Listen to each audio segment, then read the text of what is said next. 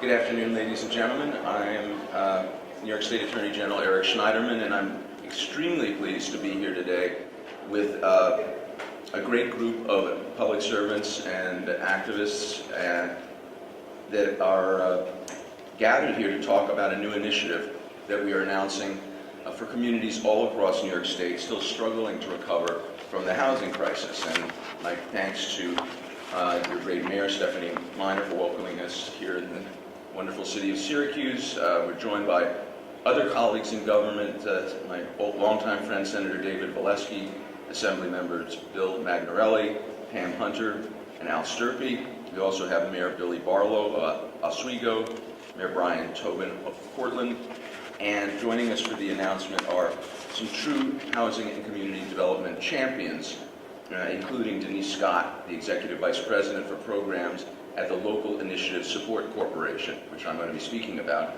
Carrie Quaglia and Katie Bronson of Home Headquarters, and Caitlin Wright, the outstanding leader of the Greater Syracuse Land Bank, which I have to say is really one of the great success stories of our Land Bank initiative. These people are all vital partners in our effort to protect homeowners and revitalize communities all across central New York, which has been very hard hit, and there are a lot of communities still struggling to recover. It's been 8 years since the collapse of the housing market, but there is still more to do. And I've spoken about this before on a number of occasions, but one of the most persistent legacies of the housing crisis has been zombie homes, homes where the bank has begun foreclosure proceedings, families abandon the property, and until very recently, the bank had no duty to maintain the property, and they were really a blight on a community. You know firsthand here in Syracuse, they're more than an eyesore. They invite crime and threaten safety. They drag down the property values of all the homes around them. And I'm pleased to be here today to announce a new program to fight these zombies, which we call the Zombie Remediation and Prevention Initiative. Zombie Remediation and Prevention Initiative, or Stirpe, not Stirpe. And this program, in its initial phase, is going to provide $13 million for grants to cities, towns, and villages across New York State to deal with the scourge of zombie homes and to preserve home values and to make neighborhoods safe again. The initiative will help ensure that abandoned properties are maintained and help vulnerable homeowners so they don't abandon their homes in the first place. With this money, communities are going to be able to track and monitor zombie properties. Right now, it's very hard to even know the exact number of zombie properties. That's going to change. Local governments can beef up housing code enforcement by putting more boots on the ground to find and repair unsafe conditions. They'll be able to increase their enforcement capacity to ensure that banks and mortgage companies are complying with local and state law. And they can fund research and create pilot programs to address issues of abandoned homes and neighborhood blight. And equally important, communities that receive grants will be able to help families connect to the legal and foreclosure prevention services they need to stay in their homes. LISC, the Local Initiative Support Corporation, which is a great group, is going to be coordinating this program. And today, LISC has issued an RFP, request for proposals, to the municipalities who are most affected by the zombie epidemic. Grants are going to range from $75,000 to $350,000, depending on the size of the city and the scope of the problem. These funds come from a recent settlement that my office and the U.S. Justice Department reached with Morgan Stanley, which generated $550 million in cash and consumer relief for New Yorkers. In a few minutes, Denise Scott of LISC will discuss the grant program in a little more detail. But, ladies and gentlemen, this new initiative really just reflects the ongoing work of our office. It started when I first took office in January of 2011. Home by home, block by block, town by town, we were trying to repair the damage caused by reckless deregulation and the greed of some in the financial services sector that led to the bubble and the crash in the housing market. Starting in early 2012, I became the co-chair of President Obama's unprecedented federal-state working group to recover funds from the banks that caused the bubble and the crash. Not that crash. And we've obtained settlements with banks totaling more than $90 billion nationally. And I'm happy to say that more than $5 billion that's come back to New York, some in the form of cash, which goes to the state fund, general fund, and these great programs to help families and to help local governments. And I will never forget learning when I first became Attorney General that there were about 350,000 families at that time facing foreclosure, and that more than half of them had never had the opportunity to speak to a lawyer at any point in the process. So with money from the bank settlements that we started to get, as a result of the good work of our working group and good collaboration with our federal counterparts, the first thing we did was to set up the Homeowner Protection Program, or HOP, which provides legal assistance and housing counseling all over the state. We are funding close to 90 agencies statewide, which have already helped more than 62,000 families deal with these issues. And we encourage everyone who thinks that they have a problem with their mortgage, they may be eligible for modification, go on our website and find a HOP agency near you. We also launched the Mortgage Assistance Program, or MAP, because we realized there were a lot of folks who were very close to being eligible for a loan modification, but they had some pre-existing debt on an old mortgage or something that prevented them. So through the MAP program, our HOP providers can make loans up to $40,000, and then that is added on as sort of a second mortgage to get people into these mortgage modifications so they can stay in their homes. We've approved $18 million in loans statewide already. It's a relatively new addition to our programs and helped a lot of families stay in their homes. And of course, the land banks and the Syracuse Land Bank is really one of the great success stories. We now are funding 16 land banks across New York State. We have some new ones, including a group of counties in the Mohawk Valley Land Bank. We've dedicated more than $30 million to support them so far, and they are buying up properties. And I guess in the last 2 years here in Syracuse, I think you've acquired more than 1,000 properties, demolished about 100 unsafe structures, and put 270 properties back on the market as affordable housing for the families in Syracuse. So I'm pleased to be joined by my colleagues from the state legislature, because the timing of this program could not be better, because we had a major victory in Albany this year. The legislature passed, and the governor signed a bill that I worked on for several years to fight zombies. It's called the New York State Abandoned Property Neighborhood Relief Act. And Governor Cuomo has assigned the Division of Financial Services to work with us to set up a registry of zombie properties. And this act gives local governments, DFS, and my office the power to enforce some very important and pretty stringent regulations on banks and others who hold mortgages. They have to have a periodic inspection of properties to determine if they're vacant. They have a duty to register electronically. We will have for the first time a database of zombie properties in the state. And they have a duty, if the property is abandoned, to maintain it and keep it in good repair until the foreclosure proceeding is finished. And this has really been a tremendously important thing. The folks in the legislature deserve your credit, and the governor deserves credit for getting this done.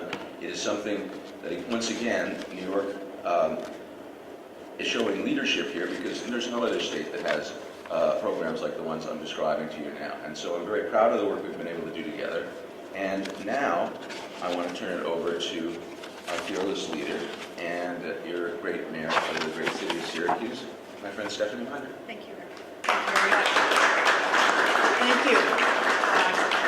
I want to thank the Attorney General for coming here to Syracuse to make this important announcement about this opportunity. I want to thank my colleagues as well in the state legislature and my fellow mayors for this.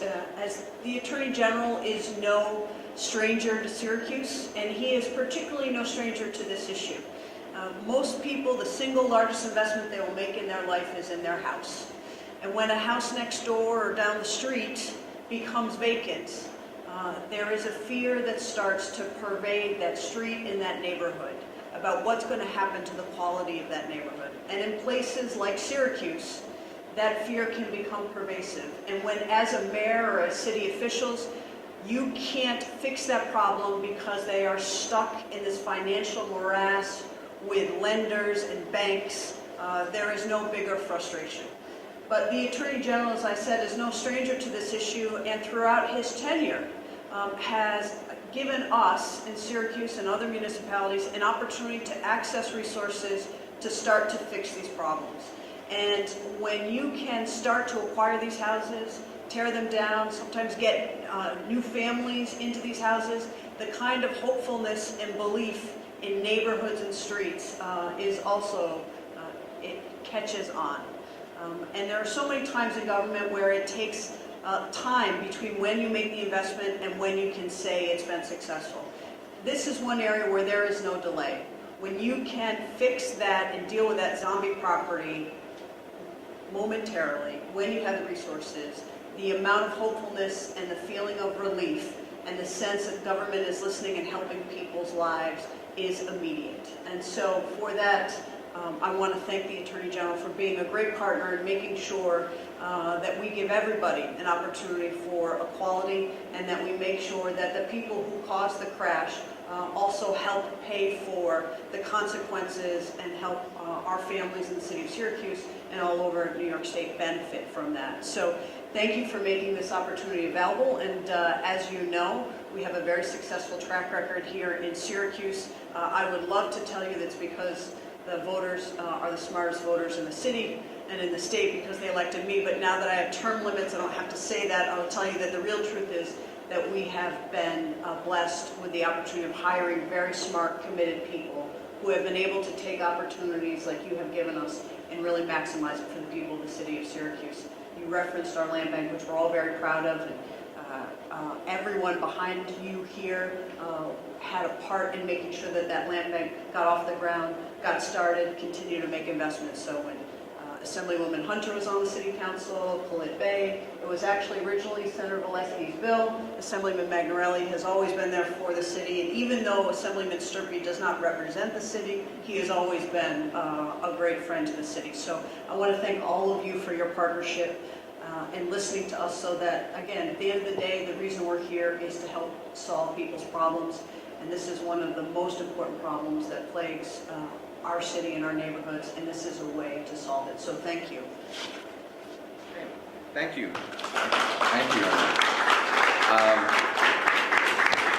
I think we're now going to hear from someone who I've worked with for a very long time on a lot of issues, and getting the zombie relief bill passed in the Assembly was not so hard, but getting it done in the Senate took a lot of work, and Senator David Valesky worked very closely with the bill's sponsor, Senator Jeff Klein, and they really stuck to their guns and got this done for all of us. So my friend and your great Senator David Valesky.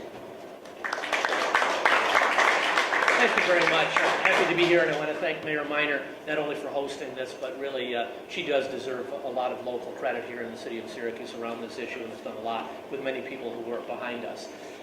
Let me just make one brief comment, and I certainly appreciate the acknowledgement of the Attorney General of the efforts in the legislature and the governor, who was here a couple of weeks ago to sign the bill into law. But as he indicated, and many of you remember, the Attorney General and I were colleagues in the Senate. We happened to have been colleagues together at the time of the foreclosure crisis.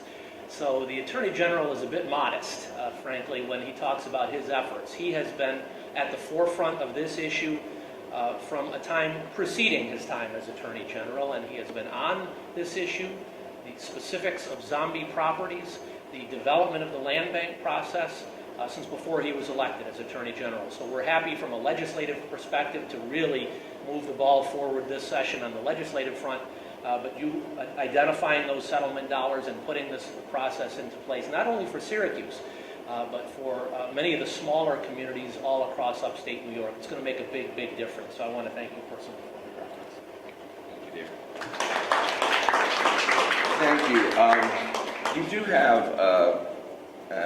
do have smart voters here, because they've given you a good set of representatives that do work well together, which is not always true in every jurisdiction around the state. You're well represented in Albany, and so I'd now like to call up another one of those heroes, Assemblymember Bill Magnarelli. Thank you, Attorney General. I want to thank the Attorney General for visiting Syracuse again and for his leadership on the issue of zombie properties and urban blight. In the past few years, the Attorney General has made significant investments in Syracuse by providing funds to the Syracuse Land Bank. These funds have helped the land bank to demolish blighted structures, have helped return other properties to productive use, and have provided resources to keep families in their homes. As the chair of the Assembly's Local Governments Committee and a resident of Syracuse, I know the problems of zombie properties firsthand, just as the mayor has alluded to. The Local Governments Committee has worked hard the last few sessions, passing legislation to give our land banks new tools to fight these problems. The Attorney General's new Zombie Remediation and Prevention Initiative, will provide additional resources to the upstate municipalities to continue this effort. And it will build on the significant accomplishments of the past legislative sessions.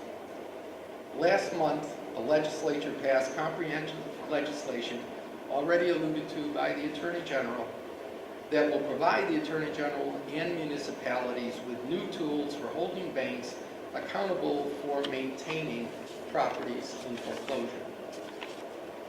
This legislation would not have been possible without the leadership of the Attorney General Schneiderman. He proposed the original legislation that became the cornerstone of this new law. Again, I want to thank the Attorney General for his dedication to fighting zombie properties and urban blight. This continued investment will make a significant difference in revitalizing upstate communities like Syracuse. I look forward to continuing to work with him on these efforts and with Mayor Minor. Thank you. Thank you. And now another great partner in government, Assemblywoman Pam Hunter. Just briefly, I really want to thank you for this. I think the housing crisis has been one of the #1 quality of life issues that we face here in not only the city of Syracuse, but some of the other districts that I represent. And zombie properties know no bounds. There are zombie properties in every community in Onondaga County. This money is a great start for us to finally tackle some of the issues that the banks have left us with. You know, houses that are boarded up. We're using local resources like the fire department, like code enforcement, to go to these homes to make sure that they are safe, that there's not water issues, that there's not vermin issues running around. And so putting the responsibility on these banks to make sure that they take care of the property, but giving resources back to municipalities in order to help them take care of some of these problems goes a very, very long way. So thank you very much, Attorney General. Thank you. And rounding up our legislative team, we'll now hear from Assemblymember Stirpe. Thank you. Sometimes when I come to Syracuse out of my district, I feel a little bit like Admiral Stockdale, the 1992 vice presidential candidate for Ross Perot. You know, who am I and why am I here? But two things I want to say. I approach the office that I have as more a regional office. And when the region isn't firing on all cylinders, it takes away from the whole area. And one of the most important areas is the city of Syracuse. This is really the heart. If the city of Syracuse isn't showing well to the rest of the world when they come here, then Central New York isn't thought of very highly. So it's very important that issues in the city get taken care of. And secondly, as Pam said, it's everywhere. On my street, I have a house that has been abandoned for 8 years, hasn't been painted for 20, and the grass is about that high usually.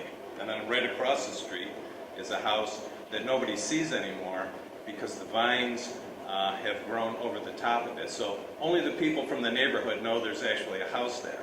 But there are lots of things that could be better, and I want to thank the Attorney General for this, and hopefully after they clean up the city of Syracuse, they can come out to the town of Cicero. So thank you. Thank you. Thank you, and now to wrap up, then the person who actually knows more about this than anybody else, the Executive Vice President for Programs at LISC, Denise Scott.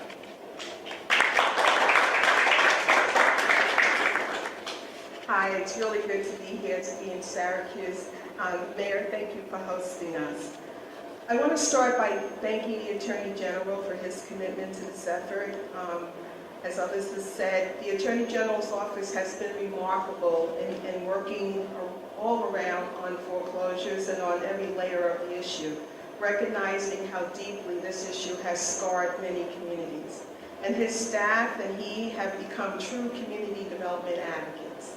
And we totally appreciate your work. And as I shared with the Attorney General this morning, as I travel around the country, I say to his colleagues, you should do it the way it's being done in New York. It's really important that this work get done, and our job at LISC is to make sure that the dollars that have been set aside, the $13 million, gets out to all of the communities that they need the money and that it gets out quickly.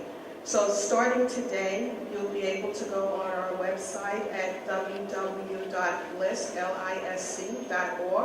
and get all of the information that you need. There's also information here that we'll leave with you in order to learn the process fully and how to get the dollars. We're expecting applications to come back in by August 16th, so our goal, we committed to the Attorney General that we would get this money out the door very quickly. The $13 million funds will go to municipalities that have at least 5,000 residents and more than 100 vacant properties. But we anticipate that there are about 100 cities, towns, and villages that will qualify. And as you've heard, the grants will range in size between $75,000 and $350,000. And it's to be used for the purpose of working on, focusing on the zombie properties. And the whole program has really been designed in a very flexible way to help you address your needs. So there are a variety of uses that you could consider. Grants could be used to support outreach to homeowners who need help in navigating foreclosure. Others might find that it's more useful to use money to map in order to track vacant properties and then better target local resources. And still others might find that code enforcement is the right way to go. We're also hoping that we will find, we'll learn about some really innovative approaches that will come from you that we can apply as models in other parts of the city, other parts of the state, and really maybe even nationally. So as the Attorney General mentioned, this is funds that come from the settlement with Morgan Stanley. We've actually worked, LISC has worked with Morgan Stanley on home housing and economic development programs before, but we believe that this effort, led by the Attorney General, will for LISC become probably the most important program that we've ever been involved in, because we're really going to be helping to revitalize communities. So I'm really looking forward to working with all of you. As I said earlier, visit us at www.lisc.org, and let's get this money out the door to you real soon. Thank you.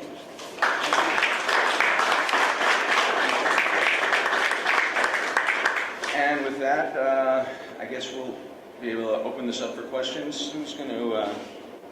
We can do it. And we'll take questions. If you do on-topic questions first, just say your name and your outfit. I'm David Donovan from News Channel 9 here in Syracuse. Can you talk about the idea that banks, the people we blame for the housing crisis, are the ones ultimately paying for this solution? Well, yes, that's the way the American justice system is supposed to work.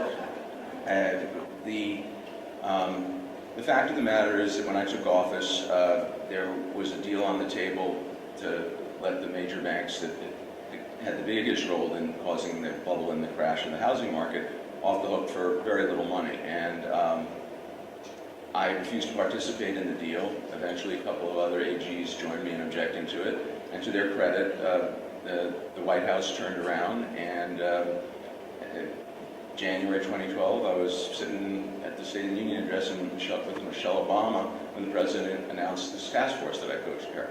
The idea from the very beginning, and in the president's executive order, is for us to try and recover funds to help the communities and to help the people who are hurt and who are suffering. New York, we have one of the longest, slowest foreclosure processes in the country, so the zombie problem is particularly acute here. It is the right way to do it, and it's right that the folks who participated in creating the problem are now helping us solve the problem. And I have to say that after each of these settlements, as Denise said, the folks at Morgan Stanley are fantastic. They have a lot of expertise in housing financing. They're now our partners in working on making this happen. And we look forward to more success and maybe some more banks. Any other on-topic questions?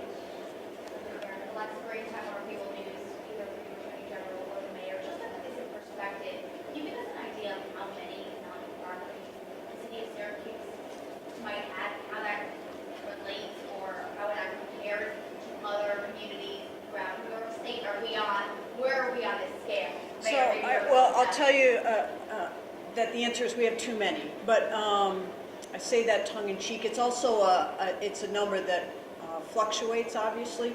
We are not among the municipalities that are on the higher end because we didn't suffer from the kind of predatory lending that other markets did. So we didn't have a lot of subprime lending going on in this community. So our numbers are not as great as other municipalities, but it is still a significant problem.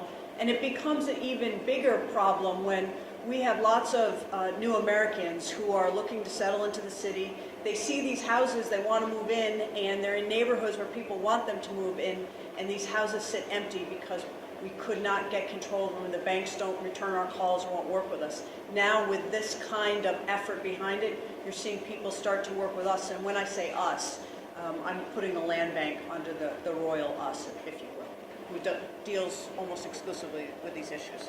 And then, as the mayor noted, it's hard to say. One of the reasons we needed to create the zombie property registry is we don't actually know exactly how many zombie properties there are in New York. We estimate that there are more than 16,000, but that's an estimate that we've done by just sort of trying to track vacant properties through postal data. Central New York as a whole was hit very hard. There are a lot of zombies in central New York generally, and we think that this part of the state is going to benefit tremendously from the program, from the legislation that was passed, and from the program we're announcing today. John Smith from WARSU. Just wondering how the board can keep getting out to homeowners that might be facing foreclosure. I know in my area, not too far away from Stirpe, the town of Clay, we have several foreclosed homes, and evidently a family that they passed by home this past week has to set up the fund. So some people might not still hear that there are options available. Well, that's one of the important things about this program. This program requires banks to inform homeowners that they don't have to leave their house when the foreclosure proceeding begins. This is, the longer people stay in their homes, the better off we all are. And so that's important. And now we're going to have a registry of zombie properties so the local governments will know what they are and can insist that the banks maintain them and follow the law. This gives the banks an incentive to move through the foreclosure process as quickly as they can to clear the market. This is going to have a great effect on all these problems, and it will help us get the word out, but our primary partners in getting the word out are our partners in local government. And as I travel around the state, the need for resources for code enforcement, for dealing with these problems is just tremendous. We're not in a situation in the United States right now where we're going to be seeing big federal housing programs. Washington is not going to rescue us here, whichever New Yorker is president.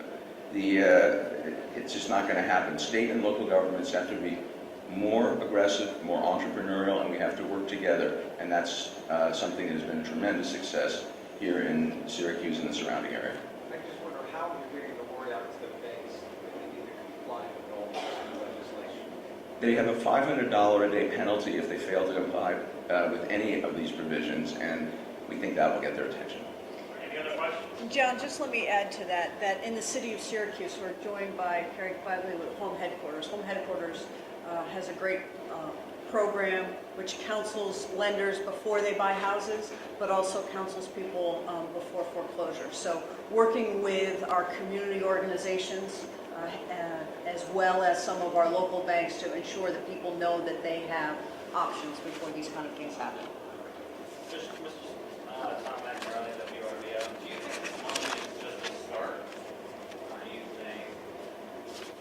Well, this is the first round of funding, and we are hopeful that there may be more funding to come. I mean, we've continued, the working group is going forward, we're still doing investigations, and so I'm optimistic that you will see us here again.